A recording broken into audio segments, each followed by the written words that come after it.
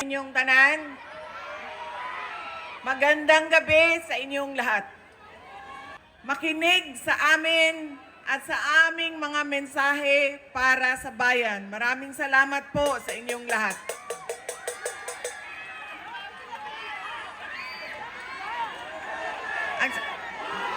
Ito ako para maglabas ng nararamdaman ng karamihan ng taong bayan sa ating pamahalaan. Vice President Sara Duterte nandito na ngayon sa campaign ng Team Yorme. Dito po yan sa Quiapo, Manila. Napakadami ng mga tao ngayon at isa ang sigaw nila, Duterte. So tara, alamin natin ang mensahe ngayon ni Vice President Sara Duterte. At sa mga pagkakataon pong ito, isang malaking karangalan po ang ipakilala ang isang leader na kahit kailan ay hindi tayo iniwan sa gitna ng laban natin sa pandemya. Ang batang galing sa hirap, nagsumikap. Ang batang Maynila, Yorme Isko Moreno! Mga batang Quiapo! Nako, balita ko, kanina pa kayong alas 6 ng gabi. Di wala nagsaing sa bahay. Patay. Maraming titilapong kaldero. Kung wala nagsaing sa bahay, wala pa rin kumakain. Sigurado kayo? O ngayon, dapat ako magsasalita. Pero ngayong gabi, very special ang gabing ito sa Quiapo. Dahil mas gugustuhin ko na mapakinggan ninyo ang mensahe sa inyo mismo ni dating Pangulong Rodrigo Roa Duterte. Na dadalhin sa atin ang mensahe na yan ng kanyang maganda at magaling na anak na Vice President Sara Duterte.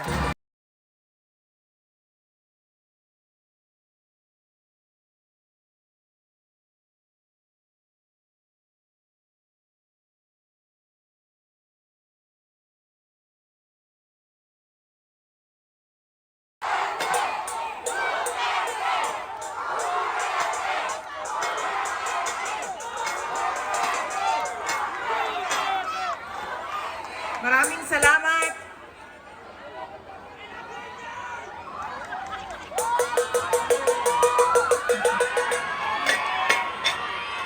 Assalamualaikum warahmatullahi wabarakatuh.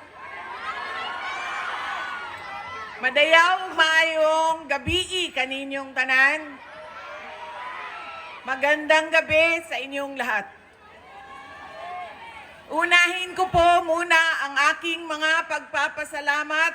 Nagpapasalamat tayo sa ating babalik na Mayor Isko Moreno Dumagoso sa kanyang pagpapahiram sa atin ng stage, ng ilaw, ng kuryente, ng mikropono para mapaabot sa inyo ang aming mga mensahe ngayong gabi na ito. Pangalawang pagpapasalamat ay sa inyong lahat, mga kababayan, dahil marami sa inyo ang hindi pa kumakain, hindi pa nagluto, pero nandito galing pa sa trabaho, pero nandito kayo para makinig sa amin at sa aming mga mensahe para sa bayan. Maraming salamat po sa inyong lahat.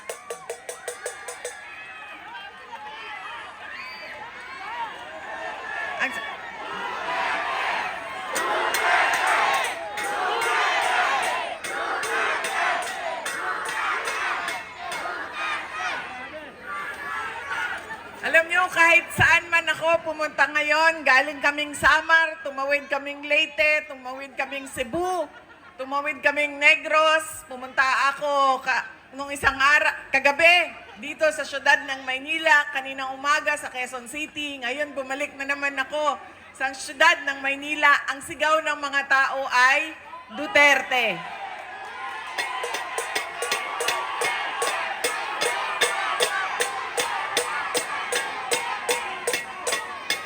Baka lang po, nakakalimutan ninyo na hindi po ako kandidato ngayong eleksyon na ito.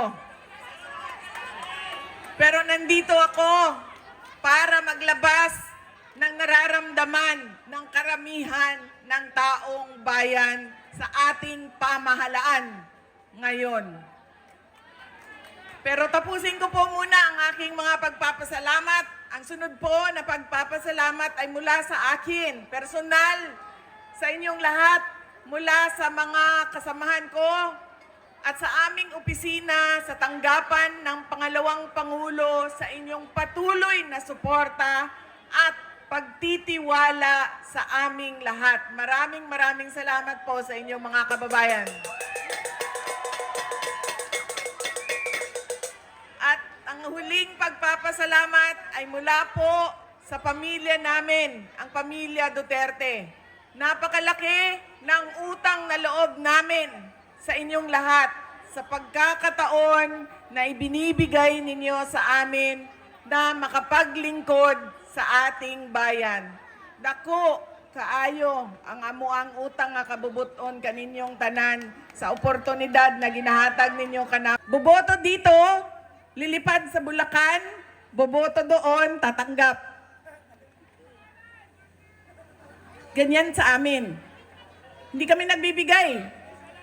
Boboto sila, sa umaga, babiyahe sila, tapos boboto sila doon sa kapitbahay namin. Doon kasi may bigayan ng pera.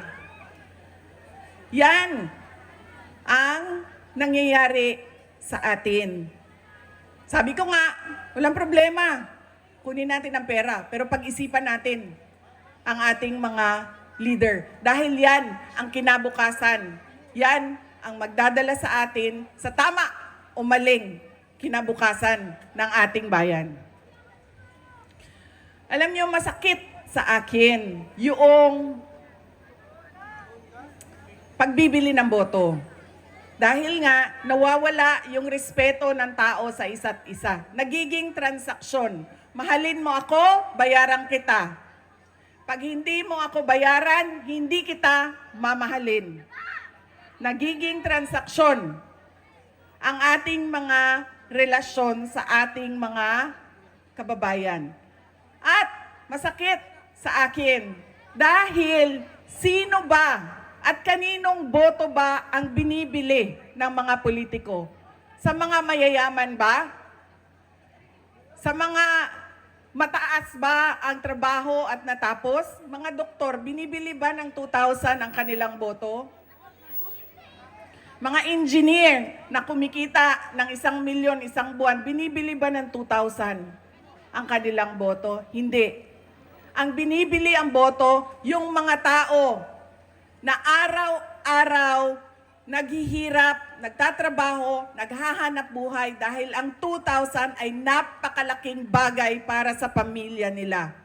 Yung mga taong naghihirap at walang-wala. Masakit yun.